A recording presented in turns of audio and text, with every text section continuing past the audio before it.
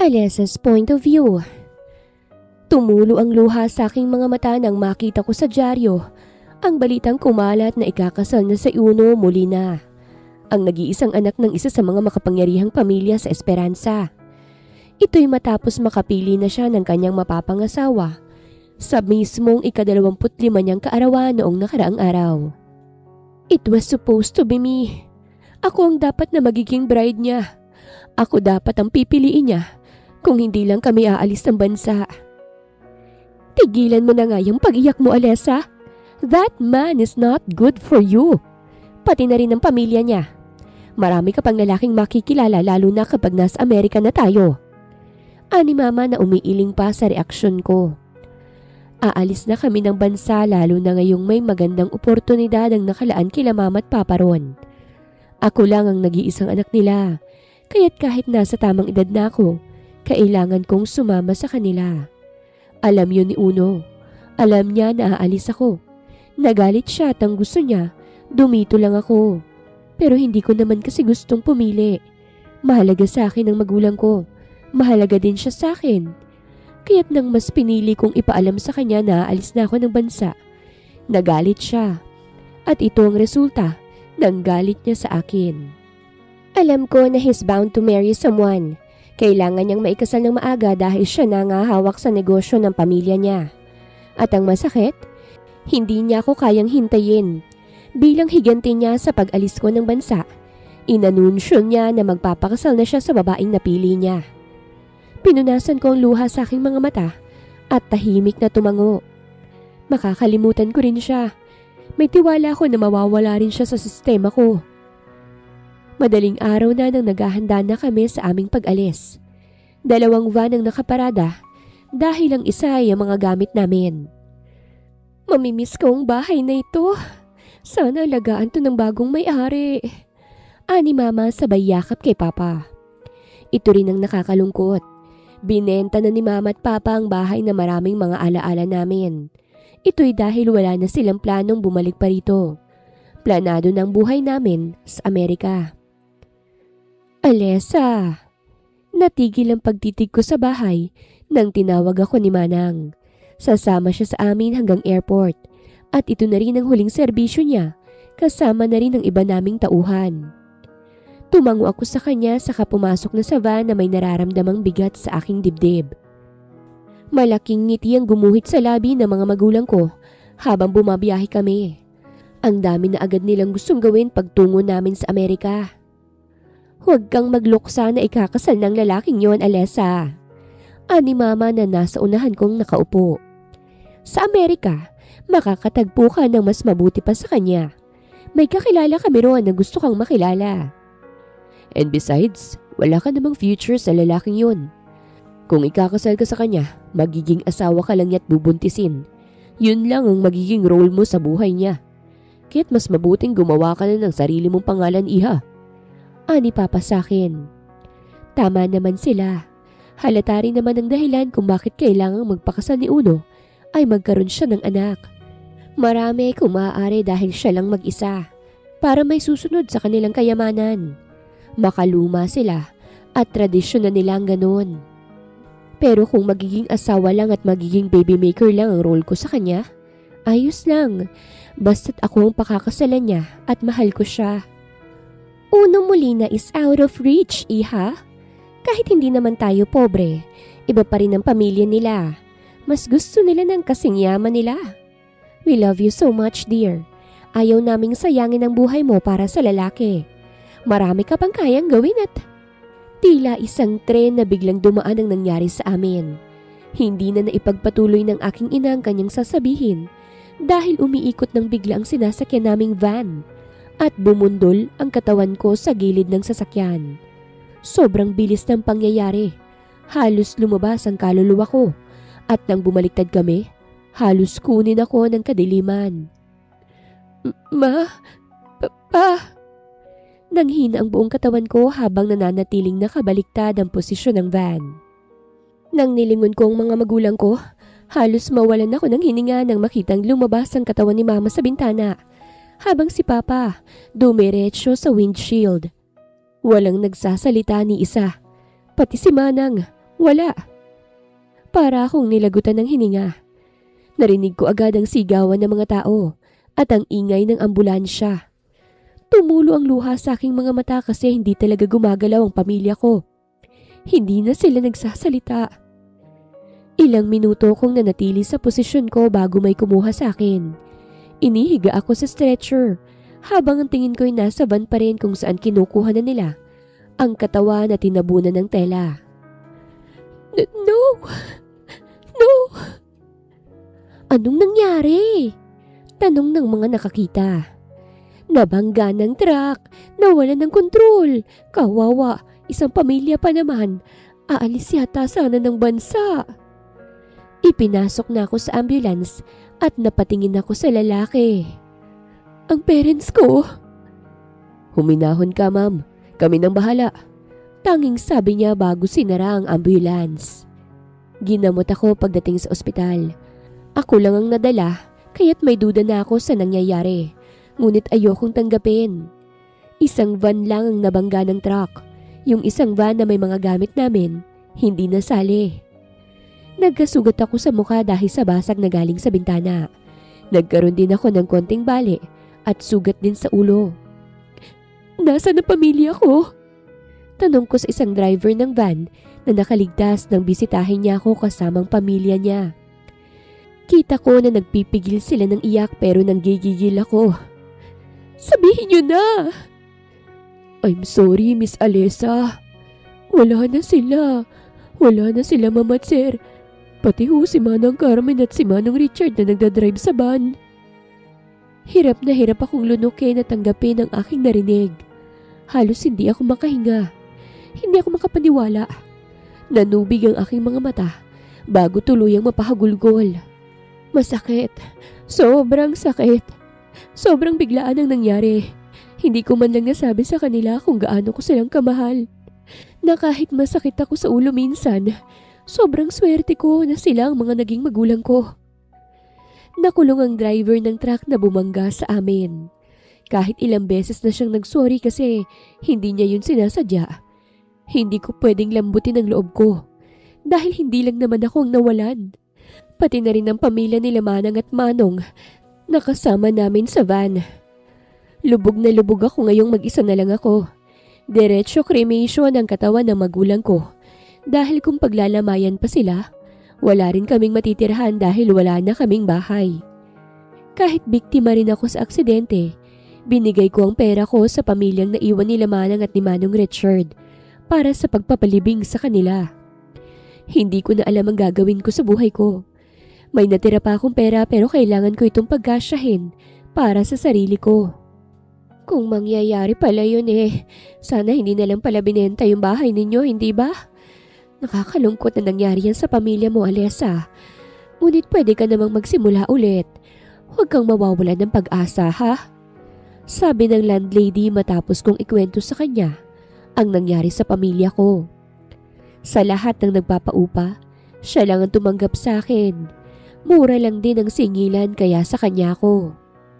Maraming mga tao ang nagsalita ng masama sa akin dahil sa biglaang paglubog ng pamilya namin. Ang iba pinagtatawanan kami. Meron ding iba na gustong pagsamantalahan ng pagkaulila ko sa pamamagitan ng pag-alok ng kasal para manatili pa rin ang buhay na kinagisnan ko. Pero hindi ako pumayag. Ayokong pagsamantalahan ako ng mga tao dahil lang sa lumubog ako. Naniniwala ako na makakabangon din ako. Nang medyo umayos na ang aking pakiramdam, sinubukan kong mag-apply ng trabaho. Ngunit dahil hindi pa ako nakapagtapos ng kolehiyo, walang gustong tumanggap sa akin, kahit na may reputasyon naman ang magulang ko bago nawala. Napasingap ako nang hawakan niya ang aking kamay. Pero pwede namang kitang matulungan, Miss Alessa. May kahulugan sa bawat salita niya. Parang alam ko na ito. Binawi kong kamay ko at nagbago ang kanyang paningin sa ginawa ko. Pasensya na, kung hindi ako tanggap sa posisyong ina-applyan ko, tatanggapin ko naman ang kabiguan. Tumayo ako kaya't napatingala siya. Salamat po. Tumalikod na ako. Wait, Miss Alessa, hindi pa ako tapos. Binilisan ko ang paglakad ko para makaalis na ako ng opisina niya. Kaso nang nasa pinto na ako, Nabangga pa ako sa isang katawan kaya't napaatras ako at nag-angat ng tingin. Sorry! Napasinghap ako nang makita ko kung sinong nabangga ko. Parang hinukay muli ang puso ko. Ngayon ko lang siya muling nakita matapos ko siyang saktan. Kasing lamig na ng yelo ang kanyang tingin kaya't parang sinaksak ang puso ko. Ako ang unang nag-iwas ng tingin at nilagpasan na siya. Ngayong wala ng pamilya ko, hindi na ako makakaalis ng bansa. At hindi lang yun, hindi ko na rin pwedeng makapiling si Uno dahil ikakasal na siya. O baka naman kasal na siya. Hindi naman ako nakibalita dahil busy akong pagluksaan ng pamilya ko at ilang buwan na rin ang nakalipas. Wala na akong panahon para masaktan pa sa sariling desisyon ko. Kung pwede lang na nawala na rin ako sa mundong ito para hindi ko na maramdaman ang konsensya kung bakit ako lang ang nabuhay. Paglabas ko ng kumpanyang inaplayan ko, doon lang ako nakahinga ng maluwag. Mukhang wala na yatang tatanggap sa akin na trabaho. Hahakbang na sana akong paalis sa lugar nang may biglang humawak sa braso ko. Dahilan ng pagtigil ko sa paglalakad. Napasinghap ako at agad bumaling sa humawak sa akin. Nanlaki ang mata ko nang makitang si Uno ito. Anong ginagawa mo rito? Bitawan mo ako! Anong pinag-uusapan niyo ni Hubert ha? Hindi ko alam kung bakit ko pa sasagutin niyang katanungan mo, Uno. Nandito lang ako para mag-apply ng trabaho. Mag-a-apply ka ng trabaho? Yan na bang resulta ng desisyon mo sa buhay? Magpapakaalila ka na sa ibang tao? Sinampal ko agad siya. Nabitawan niya ang braso ko sa ginawa ko. Oo, eto na ang resulta ng mga desisyon ko sa buhay, Uno. Ano ngayon? Dahil sa desisyon naming umalis ng bansa, nawala ng magulang ko. Dahil sa desisyon kong tanggihan ka, ganito na ang nangyari sa akin. Masaya ka na siguro kasi nakita mo na kung paano akong pinarurusahan ngayon ng mundo. Mabuti na lang at tinanggihan kita. Kahit langgam, hindi kayang lunukin ang ugali mo. Mariin kong sabi kahit nasasaktan na ako. Nang hindi siya nakapagsalita, iniwan ko na siya. Mahal na mahal ko si Uno. Siyang pangarap ko bago mangyari ang lahat ng ito. Napakasimple lang naman noon. Kahit ilang taon ang agwat namin, sinusubukan ko pa rin siyang abutin. May nakaraan kami. Kasi nangako siya na ako lang ang pipiliin niya bilang mapapangasawa niya. Pero dahil tumanggi ako, humanap siya ng iba't wala na akong magagawa. Itinigil ko na ang paghahanap ng trabaho. Nag-isip na lang ako ng ibang paraan para mabuhay pa rin sa mundong ito. Kung ambisyosa lang akong babae, baka tinanggap ko na ang alok ng mga mayayamang lalaki na pakasalan sila.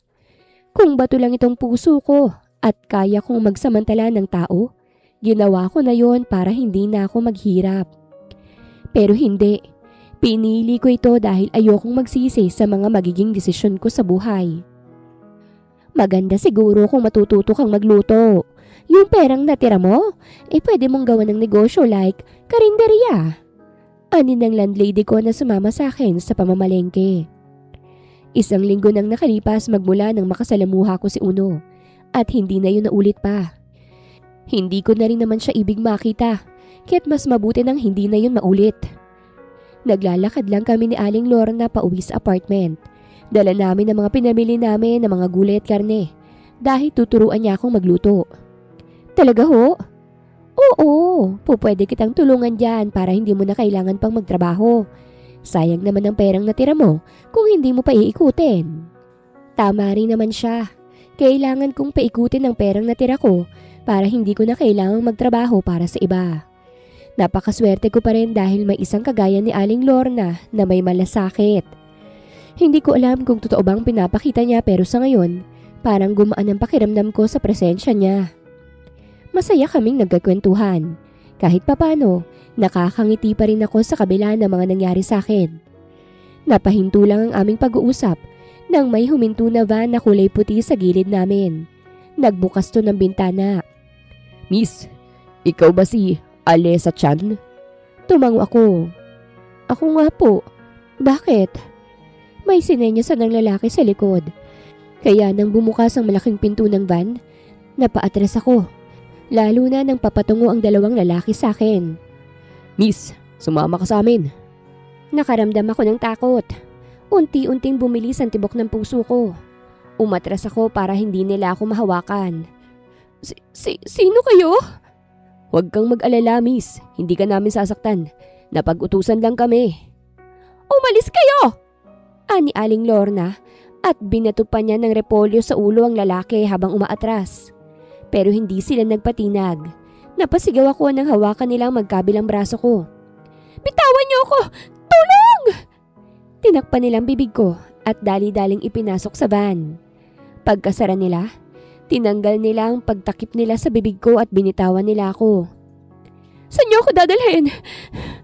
Sumilip ako sa bintana nang umandar ng van para tingnan si Aling Lorna na hinahabol ang van.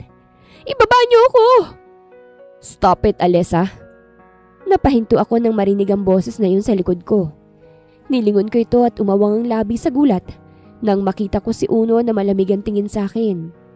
Umusbong ang panibagong galit sa puso ko. Ano sa tingin mong ginagawa mo, Uno? Baliw ka ba? Hindi niya ako sinagot. Tiningnan niya lang ako ng mabuti. Kidnapping to! Pwede kitang kasuhan sa ginagawa mo. Alam mo yan. How is this kidnapping, Alessa? You're not a kid. Kumuyom ang kamao ko. At may oras ka pa talagang maging sarcastic? Ibaba mo ako rito, ngayon din. Natawa siya. Sa tingin mo katulad pa rin ako dati na utos-utosan mo lang? Sunod-sunuran? Nanlamig ako. You should be grateful. I am saving your shit right now. Sa problemang meron ka ngayon, hindi imposibleng walang gagawa ng kasamaan sa'yo. Forced marriage is possible for someone like you. Anong pake mo? Ano ngayon? Mabuti nga yung maikasal ako para gumanda-gandang buhay ko? Hindi na niya ako pinakinggan salita niya ko kaya't nagsisigaw na ako. Hanggang sa makarating kami sa malamansyon na bahay. Ano ba? Sigaw ko nang siya na mismong kumaladkad sa akin, palabas ng van. Bitawan mo ako sinabi. Ano bang plano mo ha? Wala ka bang awa sa akin? Kahit yun na lang. Wala naman akong ginawang masama sa iyo ah. Hindi ka namatayan ng magulang. Nangilid ang luha sa aking mga mata. Iuwi mo na ako sa amin. Pero malamig siya. Para ring bingi kasi hindi talaga niya ako pinakikinggan. May stiff neck na yata siya kasi hindi niya ako nililingon. Hindi ba magagalit ang asawa mo? May babae kang dinala rito. Pabaero ka. Doon na siya lumingon sa akin at napahinto sa pagkaladkad sa akin. Wala akong babae. Oh, edi nasa na yung babaeng pakakasalan mo ha? Hindi niya ako sinagot at patuloy akong kinaladkad. Ano ba? Pinagtitinginan na kami ng mga kasambahay na makapasok kami. Dinala niya ako patungo sa isang medyo matanda na, natakang-taka sa ginagawa ng amo niya. Huminto kami sa harapan niya. Lenny, from now on, kasamahan niyo na siya. She will be my maid. Namilog ang matakot na patingin sa kanya. Maid? Bitawan mo nga ako? At bakit ako magiging kasambahay mo? Sino ka para magdesisyon sa akin? Umigting lang ang panga niya sa sinabi ko bago nagpatuloy. Ikaw nang bahala, Lenny. Take extra care on her. Siguraduhin mong hindi aalis. Yes, sir. Hinarap niya ako. Do your job. I'll be watching you. Go to hell! Sigaw ko sa galit ko. Binitawan na niya ako bago ako iniwan sa mga kasambahay niya. Napatingin ako sa kanila at lahat sila curious sa akin. Ikaw ba yung anak ni Mr. Chan? Yung namatay sa aksidente? Tanong ng babaeng tinawag ni Uno kanina na Lenny. Ako nga, pwede niyo ba akong tulungan? Dinala niya ako rito eh. Hindi ko gusto rito. Malungkot niya akong tiningnan. Pasensya ka na ha? Hindi namin magagawa iyon eh. Mapapatalsi kami kung tutulungan ka namin. Nanlumo ako. At saka, kanino bang mansyon to? Sa kanya ba? Ngayon lang kasi ako nakatungtong sa ganitong bahay. Pati ang mga kasambahay, bagong muka. Ano bang trip niya at gagawin niya pa akong maid niya? Ang akala niya yata ay marunong ako sa mga gawaing bahay. Sana makarmang lalaking yun. Mapanot sana siya at kung maaari multuhin siya ng mga magulang ko sa ginagawa niya sa akin. Mabait ang mga kasambahay rito, lalo nang namumuno sa kanila na si Manang Lenny. Hindi nila ako tinatratong iba at tinuturuan pa nila ako sa mga bagay-bagay. Gusto kong umalis rito pero nang tingnan kong labas, halos lahat ng bakod, may bantay. Hindi ko akalaing ganito na karami ang mga tauhan ni Uno. Siya na bang pumalit sa ama niya para magkaroon ng ganitong kapangyarihan? Nasaan ang asawa niya? Totoo ba yung nasa dyaryo? Hindi mo naman kailangang magtrabaho katulad namin, iha. Ang sabi naman ni Sir siya ang pagsisilbihan mo. Hanggang ngayon, hindi pa rin ako makapaniwala na isa na akong maid. Sa lahat ng trabaho na inaasahan ko, ito yung hindi. Naka-uniforme pa ako na para bang marunong ako sa gawaing bahay. Sabay tayong kumain. Ani Uno nang nadaanan ko siya sa sala. Ilang araw nang nakalipas mula nang nandito ako. Para akong sisiw na nakakulong tapos itong si Uno, amo ko. Bakit tayo sabay kumain? Kasambahay mo ko, Sir. Diniinan ko pang pagtawag sa kanya ng Sir para dama niya na hindi ko nagustuhan itong ginagawa niya sa akin. Alessa, huwag mo akong kausapin. Busy ako sa trabaho ko. Magpaplansya pa ako. Umirap ako tsaka umalis para magtungo sa ikalawang palapag. Ako kasi ang naka-assign sa pagplansya ng kanyang mga damit. Pati brief, ipapaplansya rin. At dahil hindi ako marunong, nasunog ang iba niyang mga damit. Diyos ko, iha! Naku, pagagalitan ka ni Sir niyan. Anima ng Lenny na nanglulumo. Napakaganda pa naman ng mga damit ni Uno na yon, pero nasunog ko lang. Naku, susuotin pa naman niya yan. Kinabahan ako. Talaga? Oo. Nanlamig tuloy ako. Sa puntong ito, dapat alam ni Uno na hindi ako fitted sa trabahong ito. May problema ba? Nataranta ako nang marinig ang boses ni Uno. Nasagi ko pa ang init na plansya kahit napasigaw ako ng konti. Agad kong tinago ang kamay ko sa likod at inindang sakit nang makalapit na si Uno. What's wrong? Sir, nasunog ang ilan sa mga damit mo na pinlansya ni Alessa Hindi ho pala siya marunong magplansya. Napatingin si Uno sa akin. Hindi ako marunong. Pasensya na kung nasunog ang damit mo. Pwede mo na ba akong alisin dito? Kita mo naman, di ba? Hindi ako qualified na maging kasambahay mo. Gusto kong tigilan niya na ito. Kung naghihiganti siya, huwag niya nang ituloy. Halos nawala na nga sa akin ng lahat Dadagdagan niya pa. Umalis ka muna, Manang Lenny. Malamig niyang sabi kay Manang. Napatingin tuloy sa akin. Magiging maayos ka ba, iha? Tumango ako. Opo. Bumuntong hininga siya bago tuluyang umalis at iniwan ako kasama si Uno. Nakagat kong ibabang labi ko. Kahit papano guilty ako. Give me your hand. Maotoridad niyang sabi. Hindi ko siya sinunod. Ialis mo na ako dito kung ayaw mong lahat ng damit mo masusunog. Aray! Napasigaw ako nang kinuha niyang kamay ko at napangiwi ako dahil sa hapde. Napaso ako, okay? Hindi ako sanay sa ganitong trabaho dahil nung buhay pa sila mama, may kasambahay naman nagagawa nito para sa akin. At alam yun ni Uno. Alam niyang wala akong alam sa mga ganito. Pero ginawa niya akong kasambahay niya. Gamutin natin. Ayoko. Pero siya pa rin ang nasunod. Dinala niya ako sa kwarto niya at pinaupo sa kama. Kumuha siya ng first aid kit at tumabi siya sa akin para gamutin ang paso ko. Bakit mo ba ito ginagawa? Alam ko namang galit ka sa akin Pero walang patutunguhan ng lahat ng to. Kung pahihirapan mo ako, hirap na ako. Kung pwede nga lang na nasama na lang ako sa pamilya ko para sumaya ka na. Shut up! Para siyang nasaktan ng tingnan ako. Shut up! Nakagat kong ibabang labi ko at nag-iwas ng tingin. Hindi mo naman ako mahal, right? You're soon to marry. Napapikit ako nang diniinan niya ang cotton sa paso ko. Hindi na lamang ako nagsalita at hinayaan siyang gamutin ako. Matapos niya akong gamutin, tumingin siya sa akin. Hindi ka na magpaplansya simula ngayon. Hindi ako nagsalita kahit bumuntong hininga siya. Umalis ka na. Tumayo na ako saka lumabas sa kwarto niya na mabigat ang kalooban. Sana hindi ko na siya mahal para hindi na mahirap sa akin na pakisamahan siya. Sana makalimutan ko na siya. Uno's point of view. Napasapo na lamang ako sa aking noo habang nilalagay sa basket ang mga damit na sinunog ni Alessa. Nagtiimbagang ako nang makitang mga bagong bili ko pa ang mga ito. Pati ang mga brief, hindi pinalagpas. Talagang nabutas. Sir, ako na huriyan. Tarantang sambit ng kasambahay ko na si Hina. Hinayaan ko siyang tapusin ang ginagawa ko. Nasaan si Alessa? Nasa kusina po, sir. Kasama niya po si Manang Lenny. Tumango ako't bumalik na sa kwarto ko. Galit ako sa kanya dahil nagtangka siyang iwan ako at tanggihan ako nang alukin ko siya ng kasal. Pero hindi ako naghihigante.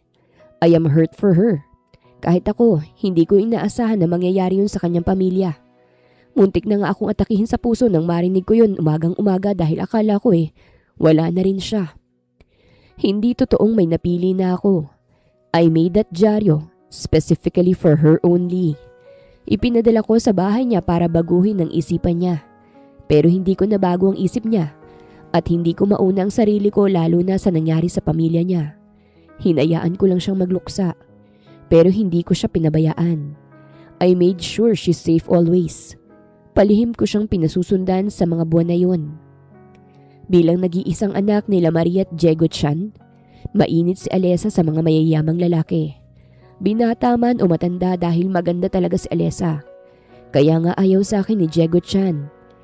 Vocal sila nang sabihing ayaw niyang ma-involve ang anak niya sa pamilya ko. Ayaw nilang mag-asawa lang ang anak nila. Kaya nang malaman kong maraming nag-aalok sa kanya ng kasal, kinuha ko na siya at nilagay sa pamamahay ko na ito. Lumipas pa ang ilang mga araw, ramdam kong kalungkutan ni Alesa kapag napapansin ko na mag-isa siya. I want to make her happy. Gusto kong makitang muli ang sigla sa kanyang mga mata, na kahit wala ng pamilya niya, nandito pa rin ako, masasandalan niya. Wala akong balak pag malupitan siya, ngunit gusto kong makita niya ang kahalagahan ko, na hindi niya ako pwedeng baliwalain ng ganun-ganun lang. Roy, bumili ka ng bulaklak. Ani ko sa personal assistant ko sa tawag. Siyang nasa kumpanya ngayon dahil nakalive ako. Anong klaseng bulaklak at anong kulay? Rosas at kulay pula. Ipa-deliver mo sa address na ito. Sige po, sir. Binaba ko na ang tawag at saka napasandal na lamang sa aking swivel chair. Hindi ko alam kung anong gagawin ko kay Alesa ngayon, pero isa lang ang masisiguro ko. Siyang gusto kong pakasalan. Kung yayayain ko siya ulit, papayag kaya siya? I wonder. Nang lumipas muli ang mga araw, wala akong ibang ginawa kung hindi ang sumunod ng sumunod kay Alesa. Kahit sa pagdidilig ng halaman, sinusundan ko siya. Bakit ka ba sunod ng sunod, sir? Nairita ako. Don't call me sir. You're being sarcastic. Inis niya akong tiningnan. Ano ba talagang dapat na itawag sa amo, ha? Hindi ko matapos-tapos ang trabaho dito sino bang nagsabi sa'yo na magtrabaho ka? I already told Manang Lenny kahapon na hindi mo nagagawin yan. I'm sorry, okay? I'm not planning you to be my maid. I want you to be my wife. Nang sabihin ko yun, tinutok niya sa akin ng hosket na basa ako. Ah! Sinubukan kong umilag pero tinutok niya pa rin sa akin. Ayoko nga! Tinanggihan na nga kita, di ba? Stop it! Basang-basa na ako. Tinigil niya naman at binaba ang hose. Ewan ko sa'yo. Sana paalisin mo na ako rito para manahimik na ang buhay ko. Nang sinubukan niyang umalis, agad ko siyang hinabol at niyakap mula sa likuran. Nabasa siya dahil sa damit ko. I'm sorry, ani ko, at humigpit ang hawak ko sa kanya. Gusto lang kitang manatili ka rito kaya kita dinala rito. Hindi ko intensyong saktan ka. Ramdam ko ang panginginig niya. Do you think kapag tatanggapin ko ng alok mo, papayag ang magulang mo? Nagalit sila nang tinanggihan kita. Nagalit sila dahil ayaw ng magulang ko sa'yo. Hindi ko ibig na tanggihan ka, Uno. Wala lang akong choice. Kailangan kong sumama sa kanila. Mabutit hindi ka tuluyang nasama. Makahulugan kong sabi, You're still here. Pumikit ako at dinamang yakap. Galit ako noong tinanggihan niya ako pero mahal ko siya. Bala ko ngang humabol sa kanya sa Amerika kung natuloy sila. Ako pang luluhod sa harapan niya. Mahal na mahal ko si Alesa. Magmula nang ipinakilala siya sa akin noong 23rd birthday ko, nahulog na ako sa kanya. At hanggang ngayon, ganun pa rin. Hinarap ko siya sa akin at naapektuhan ako na makitang lumuluha na pala siya. Hinawakan ko ang kanyang mukha at pinalis ko ang luhang tumutulo na sa kanyang pisngi, gamit ang aking daliri. I love you, Alesa. Napasinghap siya sa sinabi ko. I'm sorry for letting you do this. Sampalin mo ko. Suntukin noo. Tadyakan. I deserve it. For being a jerk to you. I deserve it. Pero isa lang ang hiling ko. Pagkatapos mong gawin yun, Mahalin mo ako ulit. Tumango siya't umatras. Pumikit ako para ihanda sa sampal o suntok niya. Pero ilang segundo ang hinintay ko. Walang dumapo na palad o kamao sa aking muka.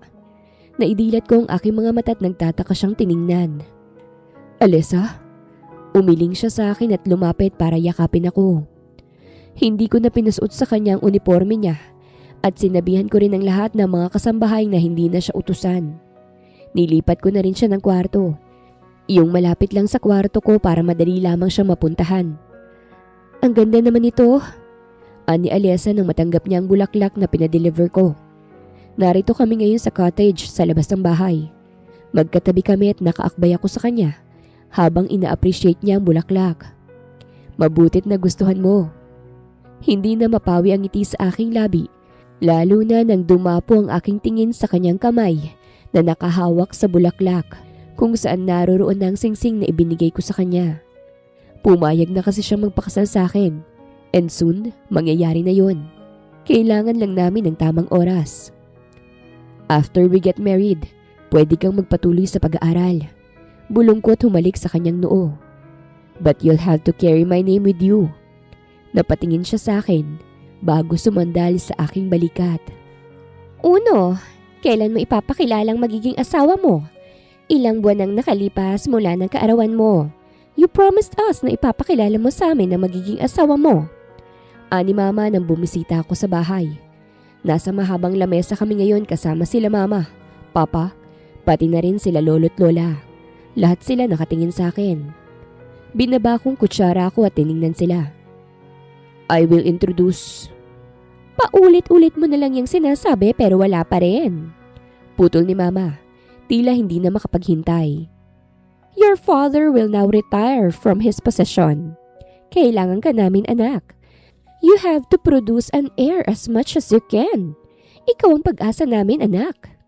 Huminga ako ng malalim. Or baka kami na mismo magrereto para sa iyo anak. May kakilala kami si Sheila. Ma, pagtigil ko sa kanya. I'm fine. I know what I'm doing, okay?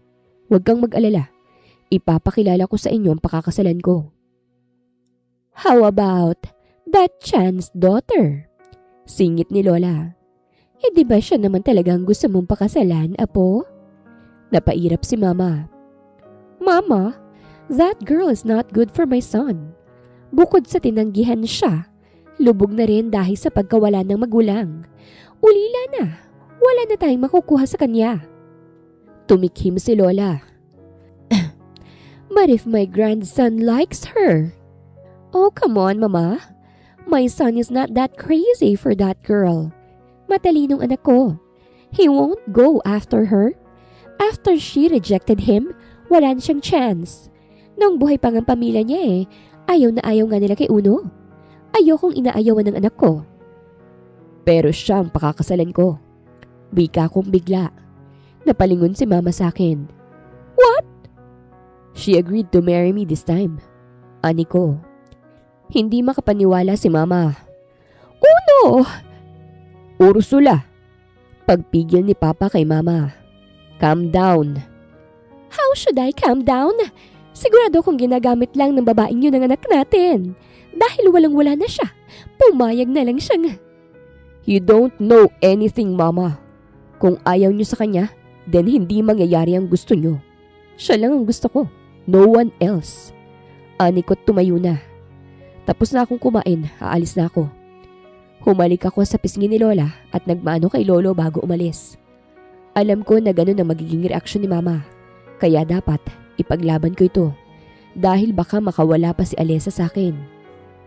Alessa's point of view. Gumaan ang pakiramdam ko ngayong tinanggap ko na ang alok ni Uno. Parang sa isang iglap isa na muli akong bulaklak na masiglang namumukadkad. Sana masaya si na Mama at Papa kung nasan man sila ngayon. Alam kong ayaw nilang mangyari to pero ito ang gusto ko. Ito ang pangarap ko. Gumaling ka na sa pagluluto, Iha. Anima ng Lenny habang tinitingnan ang pagluluto ko ng chop suey. Mukhang ready ka ng maging asawa. Natawa ko. Talaga po ba? Oo, ang sarap mo nang magluto. Sigurado akong mabubusog palagi si Sir. Napangiti ako. Sa pait na buhay na meron ako, mas pinili kong tumingin sa maliwanag na aspeto ng buhay dahil umaasa pa rin ako na sasaya ako sa buhay na ito. Kung mananatili ako sa nakaraan, hindi ako uusbong. Walang paglago na mangyayari. Kaya tinanggap ko na lang ang nangyari sa akin at mas naging positibo sa buhay. Nang mag-aalas 5 ng hapon, dumating si Uno. Galing siya sa kumpanya niya at maaga siya ngayon. Uno! Hindi ko natuluyang nabanggit ang kanyang pangalan nang hapitin niya ako at sinalubong agad ng halik sa labi. Nang humiwalay ang labi namin sa isa't isa, dinilaan niya ang ibabang labi niya at sabay tingin sa akin. Kamusta ang araw mo? Napahawak ako sa kanyang dibdib. Okay lang, ikaw? Umuwi agad ako kasi miss na kita. Napangiti ako. Sabay na tayong kumain, nagluto ako. Sumigla ang kanyang muka. Really? Oo. Hinawakan ko siya sa kamay. Tara na, sabay na tayong kumain. Pangarap ko lang ang lahat ng ito dati. Ngunit ngayon, nasa bisig na ako ng lalaking tanging minahal ko. Para akong nasa isang paraiso sa tuwing kasama ko siya. Nawawala ang mga problema ko. Kaya tingin ko, handa na talaga akong magpakasal sa kanya. Pagplanuhan na natin ang kasal natin, Alessa. Saan mo gusto? Tanong ni Uno isang gabi habang magkatabi kami sa kama. Nakayakap ako sa kanya habang nanonood ng palabas sa TV. Kahit saan. Pwede sa simbahan, ngunit gusto ko, tayo lang. Ayos lang ba? Oo naman. Siguro ay ayaw sa akin ng mga magulang mo, no? Kasi tayo lang. I'm sorry. Sumiksik siya sa leeg ko. I don't need their approval, Alessa.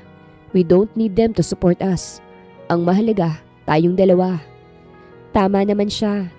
Ang mahalaga, kaming dalawa. Ngunit nakaramdam pa rin ako ng pait kasi sirang-sira na talaga ako sa mga mata ng magulang niya. Pero hindi ako susuko. Gagawin kong lahat matanggap ka lang nila. They have to accept you kasi magiging parte ka na ng pamilya. Nag-set na kami ng date sa kasal namin ni Uno. Seryoso namin itong pinlano kasi aalis pala siya. Tutungo siya sa ibang bansa para sa isang business trip. Mga ilang linggo rin siya doon. At habang nasa ibang bansa siya, may inutusan siya sa paghahanda kaya't panatag ako na pag-uwi niya, maikakasal na kami. Mag-ingat ka sa biyahe ah. Wika ko sa kanya habang hawak ang kanyang pisngi. Mag-ingat ka, Uno. Nakaramdam ako ng kaba. Para kasing nanumbalik sa akin ang nangyari kila mama at papa. Parang ayaw ko tuloy siyang paalisin. I'll be alright, okay? Tatawag agad ako pagdating ko. Tumango ako. Yumakap siya sa akin at humalik sa labi bago siya umatras at kumaway sa akin. Napangiti ako at kumaway rin pabalik at tinanaw ang kanyang pag-alis palayo sa akin. Hindi naging hadlang ang distansya upang iparamdam ang aming pagmamahalan. Gamit ang teknolohiya, nakakausap ko pa rin siya. Kamusta ka na dyan? Kumain ka na ba? Tanong ko nang mag-video call kami. Nasa mall ako ngayon mag-isang bumibili ng sapatos. Bala ko kasing bumisita sa sementeryo kung saan nando nakalagay ang jar na may abo nila. Gusto ko kasing ikwento ng personal sa kanila ang kasiyahan ko ngayon. Na kahit mag-isa na lang ako, hindi ako nawawala ng pag-asa sa buhay na ito. Yup, how about you? Mag-isa ka lang dyan?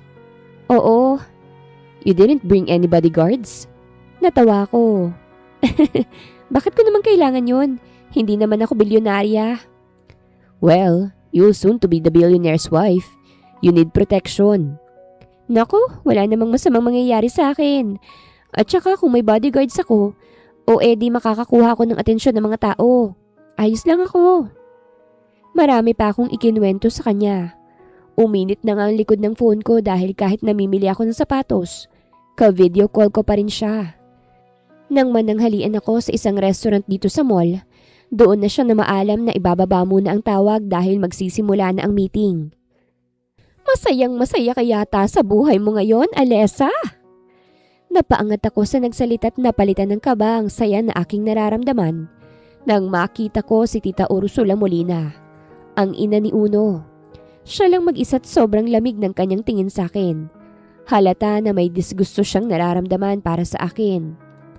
Hindi ako nakapagsalita sa gulat. Hinayaan ko lang siyang maghila ng upuan sa tapat ko at umupo. Para akong nahihiyang kumain pa sa biglaan niyang pagdating. Ano pong kailangan niyo? Umangat ang kilay niya at bumaba ang tingin sa singsing na nasa daliri ko. So, tinanggap mo ang proposal ng anak ko? Mahal ko po si Uno. Mahal mo o kailangan mo? Pagputol niya sa akin. Hindi ko pa rin makakalimutan na tinanggihan mong anak ko lalo na ng pamilya mo.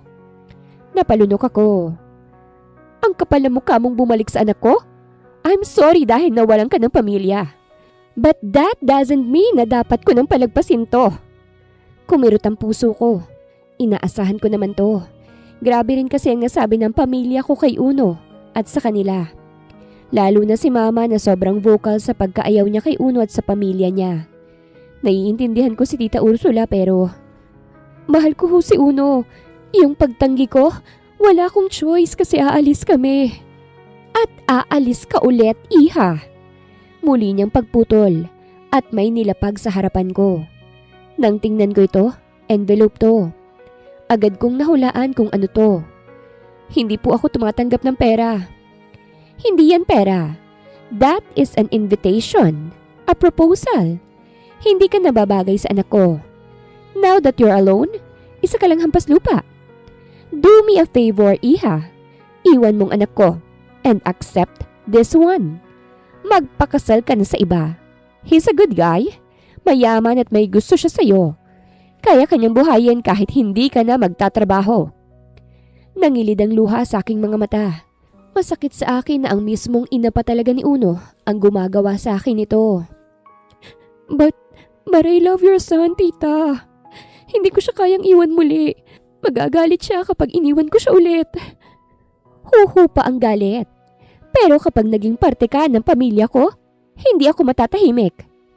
Parang sinaksak ako sa aking puso. Sobrang tagos sa parabang gustong hiwain ito sa dalawa. Or I'll give you another choice.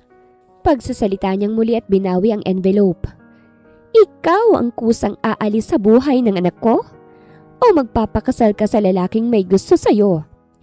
If you choose to stay, kukunin ka ng lalaking ito. Pero if you choose the first one, magkakaroon ka ng malaya at payapang buhay. Hindi ko natuloy ang pagtungo sa sementeryo dahil sa nangyari sa restaurant. Tamlay na tamlay ako sa aking pag-uwi. Hindi alam ko anong gagawin. Kung magmamatigas ako at mananatili kay Uno, magkakagulo kami in the future. Sigurado ako ron dahil ayaw sa akin ni tita. Pero kung susundin ko naman siya, kamumuhian na ako ni Uno dahil iniwan ko na naman siya sa ere. Gusto kong isumbong kay Uno ang nangyari. Ngunit nagdadalawang isip din ako kasi ina niya yon. At baka magalit pa siya at mag-away sila. Ayoko namang mangyari yon. Ayos ka lang ba, iha? Tanong ni Manang Lenny nang datnan niya ako sa pool area. Bukas, darating pala yung susukat sa iyo ng gown. Mas lalong sumikip ang dibdib ko sa narinig. Talaga? Pero ang tamlay mo, ayos ka lang ba? Namumutla ka, oh? Tipid akong ngumiti. Ayos lang ako. Namimiss ko lang po si Uno.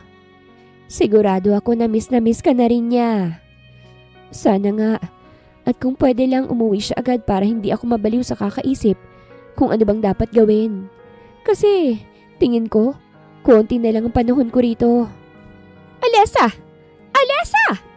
Sabay kaming nag-angat ng tingin ni Manang Lenny sa sumigaw sa pangalan ko.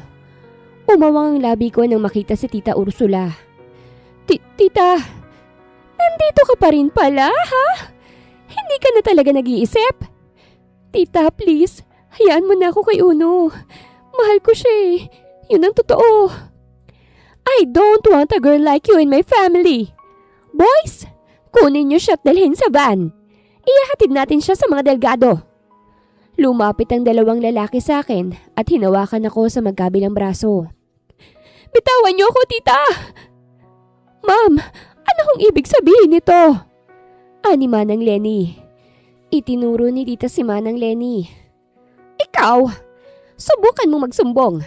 Lahat ng mga nandito, subukan niyo kung ayaw niyong malagot. Just tell Uno pagdating niya na iniwan na siya ng babaeng ito. na umalis dahil ayaw nang magpakasal. Maliwanag ba? Napakasama mong ina! Natawa siya sa sinabi ko at hinawakan ako sa baba. Hindi ako masamang ina. Napakabuti kong ina, Alessa. And I'm doing this for my son. No! You're doing this for yourself, Tita Ursula. Si Uno ang lumapit sa akin. Mahal namin ang isa't isa. Pero ikaw, balak mong kunin yun sa amin. Manahimik ka kung gusto mo pang magkaroon ng dila. Boys, dalhin na yan. Sige po, ma'am. Para akong aso na kung saan-saan na lang napupunta. Kahit anong iyak at pagpupumiglas ko, bato na ang puso ni tita para lumambot sa akin. Pagdating namin sa isang bahay, hinawakan ako ni tita sa palapulsuhan at kinaladkad patungo sa isang pamilyang nasa sala. Mr. Delgado! Tumayo ang binatang lalaki at napatingin siya sa akin. What is this all about, Tita Ursula?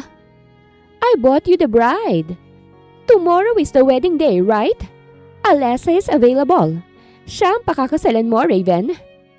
Para akong binuhusan ng malamig na tubig. Tomorrow? At huwag kang mag-alala.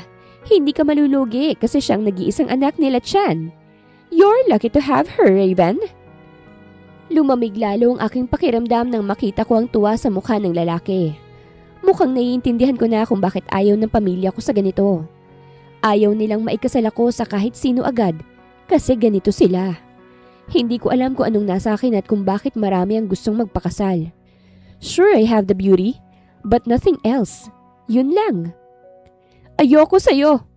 Diretsahan kong sabi bago pa man siya lumigaya. Hindi kita ibig mapakasalan. Pero ulila ka na, di ba? Sambit ng lalaki. Wala nang tatanggap sa'yo na lalaki.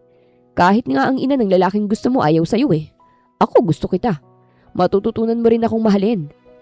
Kinilabutan ako sa kanyang ngisi. Kinulong nila ako sa isang kwarto. Napasigaw ako habang paulit-ulit na hinahampas ang pinto. Hindi na kumalma ang puso ko. Sa puntong ito gusto ko nilang makalabas. At linawin kay Uno na hindi ko siya iniwan. Hindi ko siya muling tinanggihan. Palabasin niyo ako rito! Paulit-ulit kong sabi. Walang saysay ang luha ko rito kahit maubos to. Mga yelo pa rin ang kanilang mga puso. Kasing lamig ng kwartong pinagkukulungan nila sa akin ngayon. Parang ngayon lang ako nainis na isa akong Chan. Nainis ako bigla na kahit hindi ako kasing yaman ng iba. Nang aakit pa rin ang aking kagandahan na humantong sa punto na kaya nilang gawin to sa akin. Makulong lang ako sa kanilang mga palad. Kaya't naiintindihan ko rin kung bakit ayaw ng pamilya ko rito sa Esperanza. Kahit hindi kami kasing yaman at kapangyarihan ng iba, kilala ang mga magulang ko dahil mga abogado sila. At gusto ng mga ito ang ma-associate sa amin at sa akin. Nang napagod ako, nagpadaus-dus na lang ako sa likod ng pinto at napatulala. Sana naman this time, mas maniwala si Uno sa akin na kahit na anong sabihin ng pamilya niya, hindi siya maniniwala. Kasi kung sa pagkakataong maniniwala siya, ako pa rin ang talo sa huli. Napakaganda naman ng bride! Puri ng makeup artist ang makita ko. Hindi ako nagsalita at ngumiti man lang sa kanya. Sa likod niya, naroroon ang estrangherong si Raven na malaki na ngiti sa akin.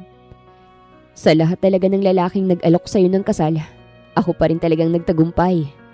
Ani Raven sa akin. Natatandaan ko pa kung paano mong binaliwala ang alok ko sa papel last year. Sa dami ba naman ng gusto kang maging asawa nila, hindi na ako nagtataka na hindi mo ako napansin. Mabuti't ayaw sa'yo ng pamilya ni Uno. Wala na siyang magagawa lalo na ngayong magiging asawa na kita. Hindi ko siya pinansin. Alam kong hindi mo matatanggap to.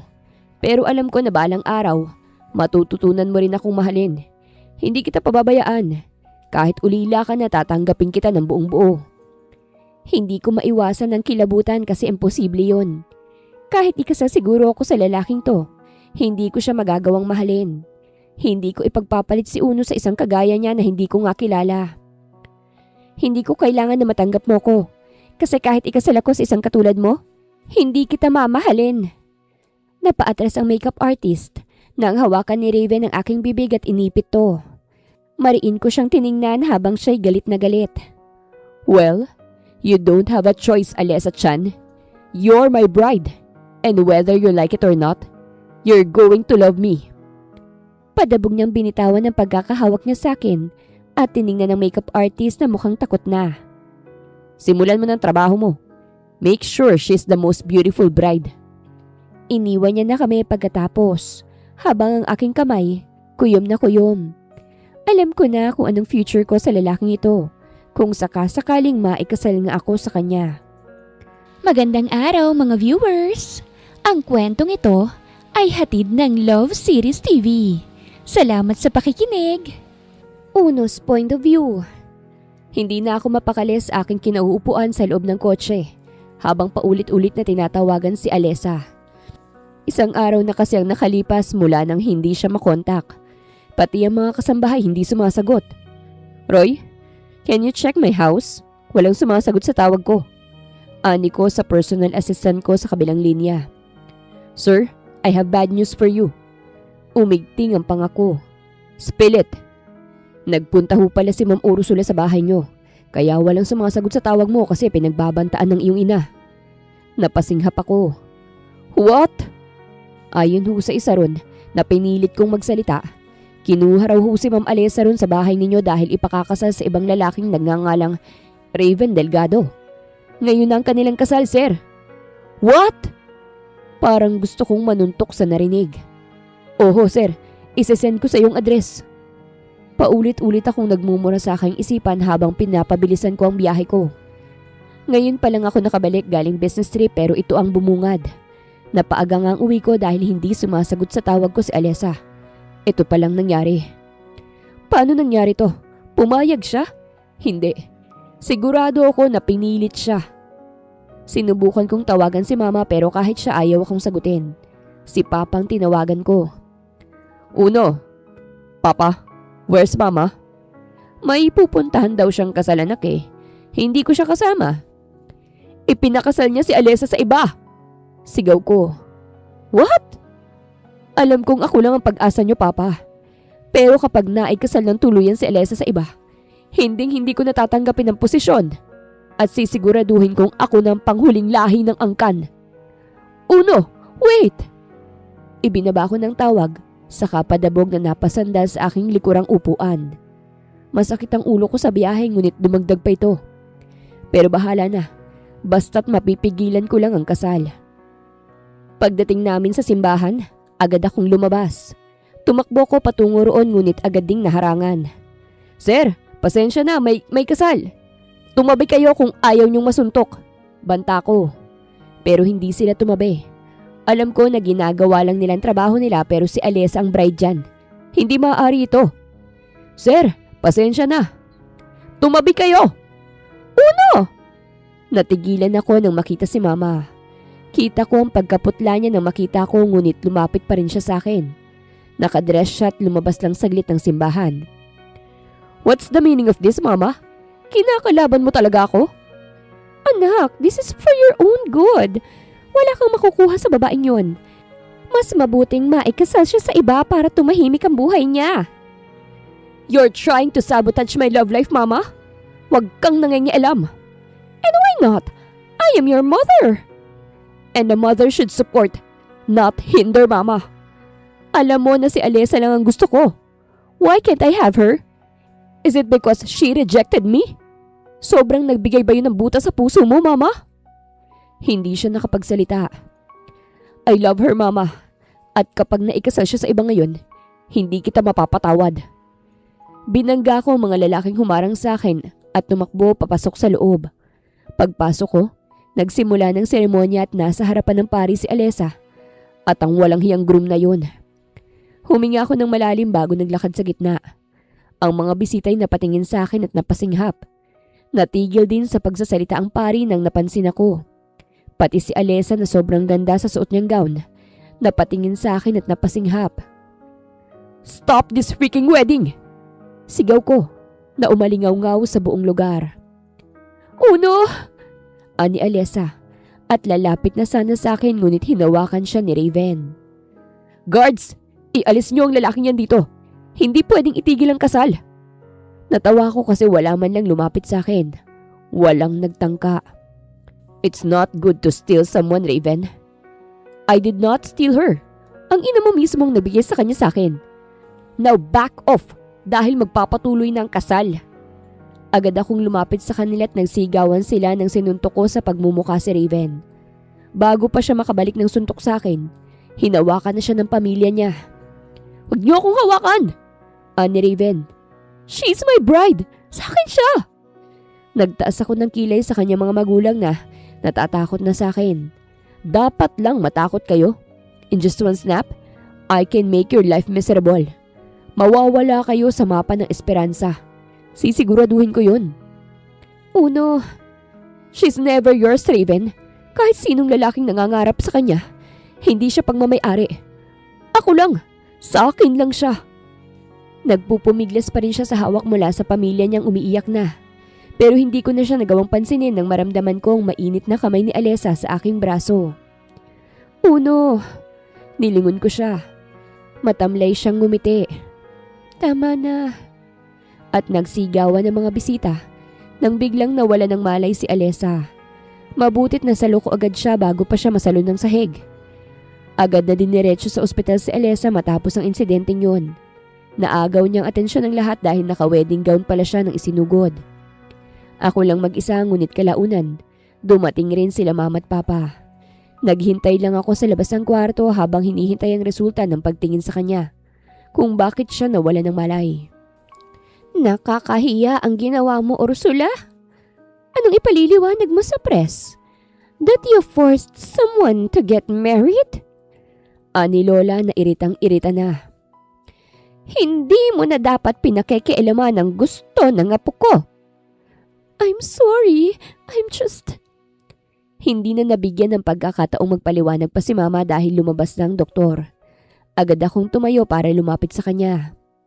Dok, anong nangyari sa kanya? Ayos na ba siya? Bakit ho siya nawala ng malay? Sunod-sunod ko yung tanong sa doktor dahil desperado ako sa sagot. Tinapik ni Papa ang aking balikat para pakalmahin ako. Maybe she's pregnant, conclude ni Lola. Wala kayong dapat ikabahala. Nalipasan lang siya ng gutom kaya siya nawala ng malay. Kailangan niyang kumain sa saktong oras. Kailangan din ng vitamins. Nakahinga ako ng maluwag. Pwede niyo na siyang makita. Excuse me. Salamat, Dok. Pag alis ng doktor, nagkatinginan kaming apat. Papasok na ako. Ani ko sa kanila. Oh, sige, apo. Ngumiti si Lolo at Lola sa akin.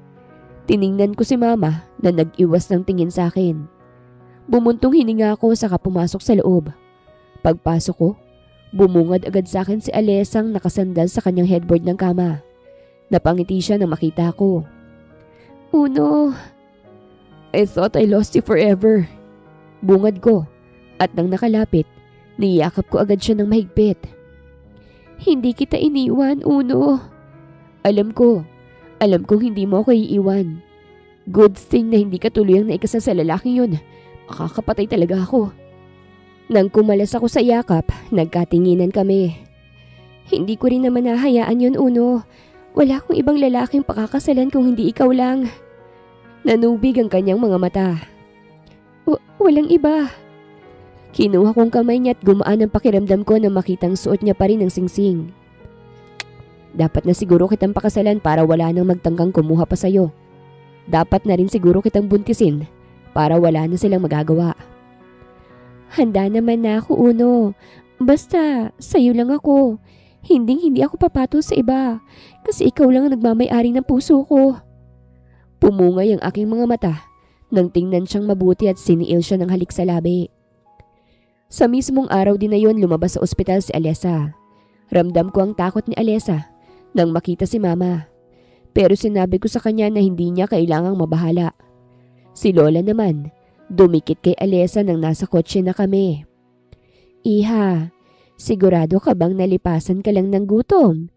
Hindi ka ba buntes? Uminit ang pisngi ni Alessa. Hindi po ako buntes. Nireregla ako ng nakaraan at totoong nalipasan lang po ako ng gutom. Hindi ko kasi kinain ang bigay ng mga delgado.